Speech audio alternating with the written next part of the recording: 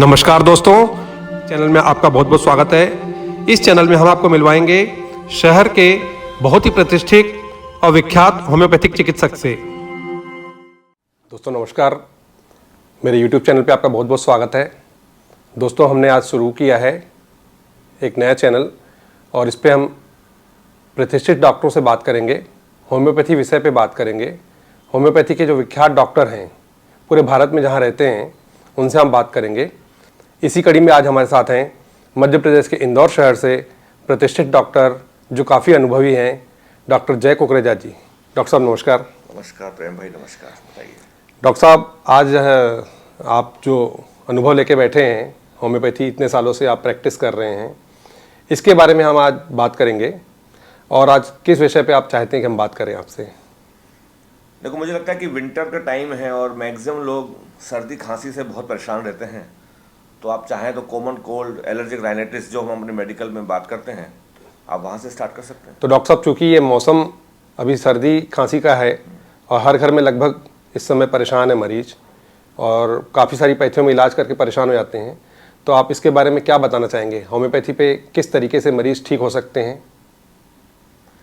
देखो प्रेम भाई, common cold या अपन जुकाम का वर्ड यूज़ करते हैं जी। जुकाम हो गया, खांसी हो गई, छींकें आ रही हैं, तो हमारे मेडिकल के अंदर हम उसको बोलते हैं एलर्जिक राइनाइटिस। राइनस का मतलब होता है नोज़ और आइटिस का मतलब होता है इन्फ्लामेशन। जब नाक में सूजन आ जाती है तो हम उसको बोलते हैं राइनाइटिस। और यदि वर्ड यूज हो गया कि एलर्जिक राइनाइटिस, यदि आप किसी चीज़ के प्रति सेंसिटिव हैं, आप डस्ट के प्रति सेंसिटिव हो सकते हैं, आप ठंडी चीज़ों के प्रति सेंसिटिव हो सकते हैं, आप मिल्क के प्रति सेंसिटिव हो सकते हैं, आप कई बार लोग स्मोक के प्रति सेंसिटिव होते हैं। तो जब जब आप इन चीज़ों के प्रति एक्सपोज होंगे तो आपको फिर जुकाम होगा। तो हम लोग बोलेंगे एलर्जिक राइनाइटिस। जुकाम में क्या होता है कि नाक से पानी आना, छींके आना, सिर में दर्द होना, आंखों से पानी आना, ये सिम्टम रहते हैं। जनरली क्या होता है कि आदमी एलोपैथिक दवाई खा लेता है, 2 दिन खाएगा, 5 दिन खाएगा, ठीक हो जाता है वो। लेकिन यदि आप एलर्जिक हैं उन चीज़ों के प्रति तो उसका ट्रीटमेंट सिर्फ होम्योपैथी के पास है। और होम्योपैथी में लिखा ही गया है permanent restoration of the health. तो होम्योपैथिक मेडिसिन में हम जब कॉन्स्टिट्यूशनल ट्रीटमेंट करते हैं और उसकी पूरा टोटलिटी निकाल के उसका जो एक मेडिसिन देते हैं तो उसको पूरे का पूरा जो डिसीज़ होता है हमेशा के लिए ठीक हो जाता है। और एक बात मैं आपको बताऊं कि ये एलर्जिक राइनाइटिस से स्टार्ट ज़रूर होता है, लेकिन ये बीमारी हमारे यहाँ कहा जाता है कि जो अस्थमा होता है वो जुकाम का बड़ा हुआ रूप है जी। वो जुकाम से शुरू होता है।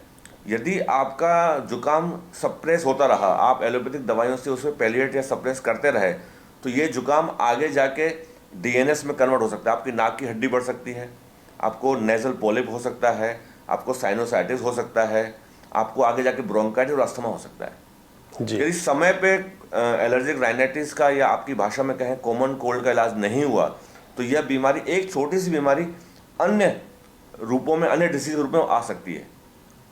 यदि समय पे आप अपना इलाज करवा लेते हैं जुकाम का, एलर्जिक राइनाइटिस का, तो जो आने वाली जो डिसीजेज हैं आप उनसे बच सकते हैं। जी। तो यदि आप इनका होम्योपैथिक इलाज कराएंगे समय पे तो ये आपके लिए बहुत सही रहेगा। ठीक है। तो अपन यदि हम चाहते हैं कि यदि जो बच्चों से या बड़ों में, जो बुजुर्गों में जैसे ही यह बीमारी चालू होती है तो इसको होम्योपैथी में ही ठीक करें हम। यदि आपको परमानेंट इलाज चाहिए और आप चाहते हैं कि मैं बड़ी बड़ी बीमारियों से, जो मैंने आपको नाम बताया, साइनोसाइटिस हो गया, डीएनएस हो गया, डीएनएस मतलब नाक की हड्डी बढ़ जाना, नेजल पॉलिप हो जाते हैं, आपको ब्रोंकाइटिस हो सकता है, आपको फेरेंजाइटिस हो सकता है, बाद में जाके फिर निमोनिया और अस्थमा सारी चीज़ हो जाती हैं। आपको उनसे बचना है तो आपको होम्योपैथी का ही इलाज कराना पड़ेगा। और परमानेंट इलाज चाहिए तो सिर्फ एक ही रास्ता है, होम्योपैथी। अच्छा, आपने देखा है कि जैसे बीमारियों को कुछ दबा दिया गया, सर्दी खांसी या इस तरह की, तो क्या अस्थमा का विकराल रूप आ सकता है क्या? बिल्कुल आता ही है हमारे पास। तो मैं तो मुझे आज 23 चल रहा है, लगभग 28 साल हो गए पास हुए और लगभग 24 से 25 साल हुए क्लिनिक खोले हुए।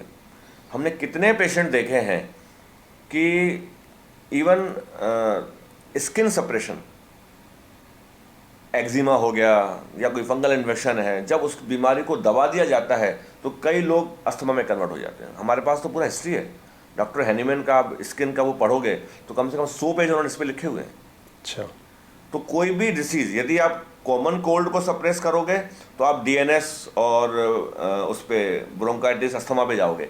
आप स्किन सप्रेस करोगे तो डायरेक्ट आप अस्थमा पे चले जाते हो। तो कोई भी सप्रेशन नहीं होना चाहिए। एक्यूट में आप बहुत ज़्यादा परेशान हो तो भी होम्योपैथी बहुत अच्छा काम करती है। लोगों के दिमाग में रहता है कि होम्योपैथी में लेट असर होता है, ऐसा कुछ नहीं होता है। होम्योपैथी में भी एक्यूट मेडिसिन हैं, जैसे हमारे यहाँ थोड़ा सा सिम्टम पे रहता है कि ऐसा नहीं होगा कि जुकाम का जैसे सर्दी शुरू हुई मान लीजिए, तो क्या मरीजों को क्या सिम्टम्स आएंगे? देखो सबसे पहले क्या होगा, जनरली डिपेंड करता है पेशेंट टू पेशेंट। किसी को छींकें आती हैं, किसी को डायरेक्ट नाक से पानी आता है, किसी को आँख से पानी आता है, किसी को गले के खराश से जुकाम शुरू होता है। तो ये डिपेंड्स करता है कि किस सिम्टम के साथ पेशेंट हमारे साथ आया है। यदि आप मैं कुछ आपके जो दर्शक हैं उनको मैं मेडिसिन की बात करूं तो हमारे यहाँ एक एलिमसिपा एक ऐसी मेडिसिन है कि आपको नाक से पानी आ रहा है, आपको छींकें आ रही हैं बहुत सारी, तो एलिमसिपा 30 में आप बहुत अच्छा काम करती है। दिन में कितने बार देना चाहिए बच्चे बड़ों को? ये हमेशा ही डिपेंड करता है पेशेंट की बीमारी की इंटेंसिटी कितनी होती है जी। बच्चों को हम ज़्यादा डोजेस नहीं दे सकते, हम उनको मैक्सिमम 1 या 2 डोज देते हैं दिन में और वो 1-2 दिन में रिकवर हो जाता है। यदि कोई बड़ा है तो हम उसको दिन में 3 डोज दे सकते हैं। ठीक है। लेकिन हमेशा ही डिपेंड करेगा पेशेंट की डिसीज़ की इंटेंसिटी जी। और पेशेंट की यदि नाक बार बार बंद हो रही है, गाढ़ा जुकाम यही जो जुकाम पतला था वो गाढ़ा हो गया, तो दवाई बदल जाएगी। अच्छा। तो हम लोग उसको पल्सेटला देंगे। अच्छा। होम्योपैथी में इतनी बारीकी से काम किया जाता है कि उसमें डॉक्टर का ऑब्जर्वेशन बड़ा जरूरी होता है। जी। कई बार पेशेंट आता है कि उसको जुकाम तो है लेकिन न पतला है न गाढ़ा है, लेकिन नाक बंद हो रही है। जी। वो भी कॉमन कोल्ड में आता है, तो हम ऑरम ट्रिप 30 देते हैं। अच्छा।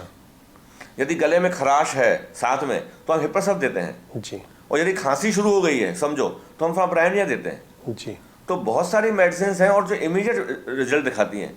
तो अभी आपका ये टाइम है, ये विंटर का टाइम है और इतने पेशेंट्स आते हैं इस समय कि वो जुकाम हो रहा है। और अभी तो लोग कोविड के कारण परेशान हैं। जी। थोड़ा जुकाम होता है वो उसको कोविड से रिलेटेड कर देते हैं।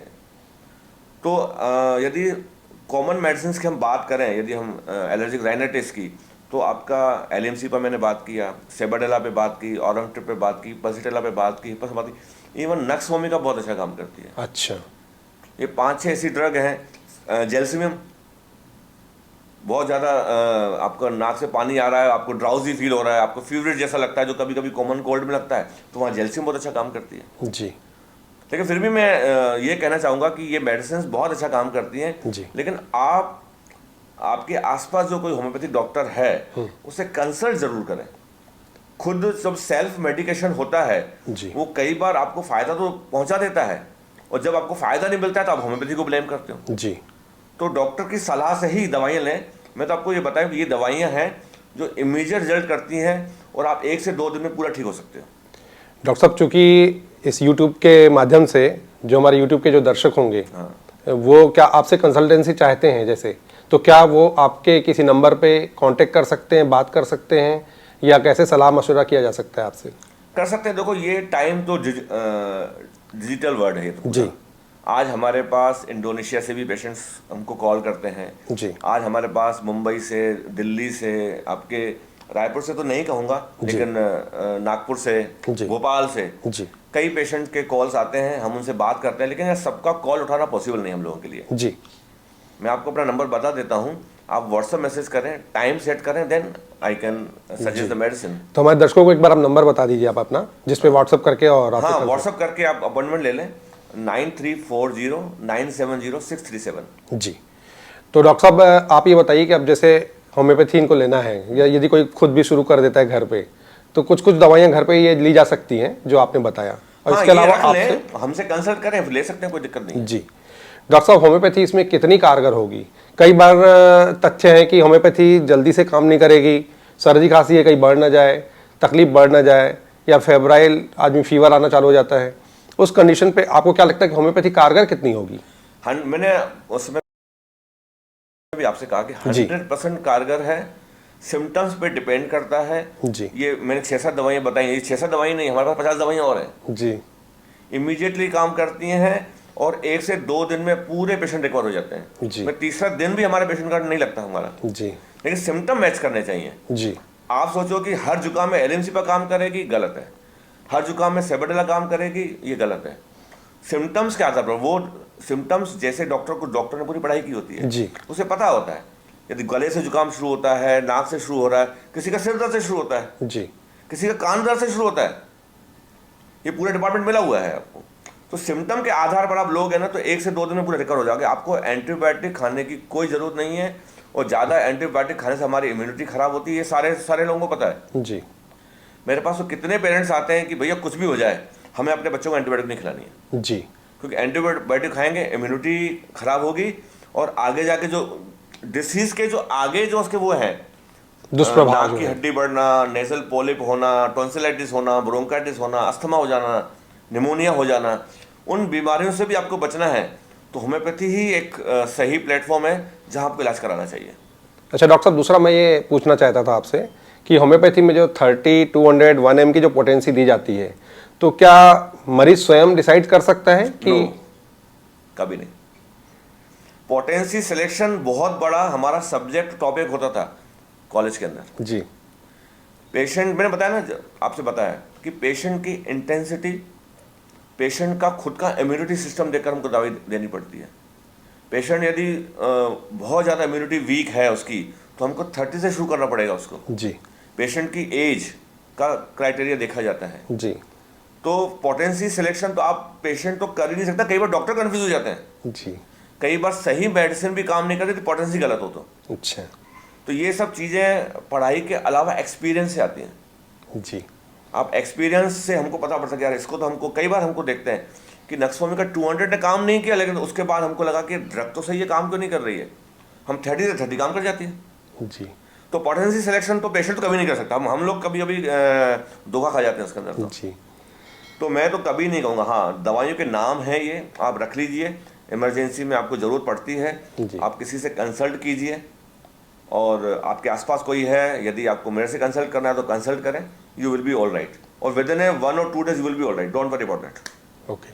तो अब मतलब यदि कोई भी बीमारी होती है तो मरीज को मतलब चिंता करने की जरूरत नहीं, होम्योपैथी पूरी तरह से हमें ठीक कर सकती है। होम्योपैथी हर बीमारी में, हर स्टेट में बहुत अच्छा काम करती है, उसके लिए कोई चिंता की जरूरत नहीं। आपका विश्वास बहुत जरूरी है।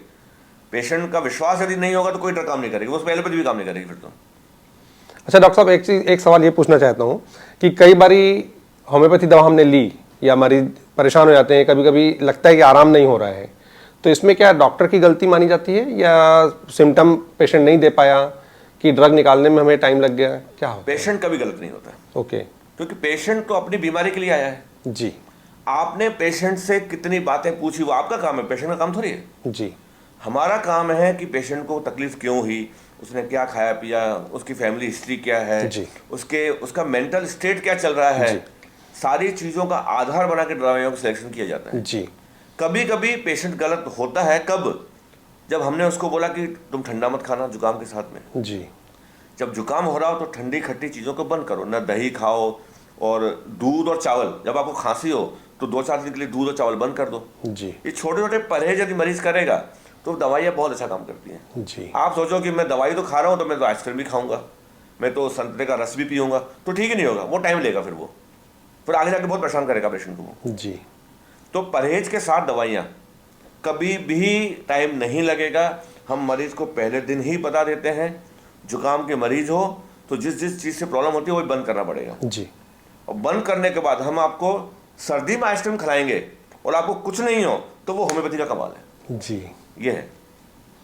तो डॉक्टर साहब आज बहुत आपने बढ़िया जानकारी दी, बहुत ही शानदार जानकारी दी सर्दी खांसी पे, और इसके साथ ही हम दर्शकों को आप कोई मैसेज देना चाहेंगे, यूट्यूब के दर्शकों को? मैं आपके दर्शकों को इतना ही कहना चाहूँगा कि किसी भी बीमारी को आप बहुत लाइटली न लें और बहुत सीरियसली भी न लें। जी। ज़्यादा टेंशन लेने से भी बीमारी बढ़ जाती है। हाँ, लेकिन यदि आपको तकलीफ है, बार बार तकलीफ हो रही है, तो आप अच्छे डॉक्टर से कंसल्ट करें। ये मान के चलना कि किसी भी बीमारी का परमानेंट जो इलाज है वो होम्योपैथी है। जी। आपको सही डायरेक्शन यदि मिल गया तो जो बीमारी कभी बड़ी होने वाली है वो समय पर ही ठीक हो जाएगी। जी। तो मेडिसिन को सिंसियरली खाएं, विश्वास के साथ खाएं। आप प्लस ईश्वर की कृपा, हमेशा हम डॉक्टर सारे डॉक्टर मानते हैं, चाहे सर्जन हो, होम्योपैथ हो, एलोपैथ हो, जी। कि ईश्वर की कृपा से ही पेशेंट ठीक होता है। हम तो डॉक्टर एक माध्यम होता है। जी। हमने पढ़ाई की है, हमारा ध्येय आपको ठीक करना है। आप भी सिंसियर रहें, आपकी बड़ी से बड़ी बीमारी का इलाज संभव है। आप अपना से विश्वास और सिंसियरिटी रखें। जी, तो डॉक्टर साहब आज हमें बहुत अच्छी जानकारी दी आपने, और पूरे विश्व के दर्शक इसको देख सकते हैं। यूट्यूब के दर्शकों के माध्यम से हम इस चैनल को वहाँ तक लेके जा रहे हैं। और दोस्तों, यदि आप इस चैनल पर नए हैं, सब्सक्राइब और लाइक ज़रूर करिएगा और बेल आइकॉन ज़रूर दबा दीजिएगा, ताकि अगली जानकारी आपको जल्दी से जल्दी मिल सके। तो डॉक्टर साहब नमस्कार। नमस्कार।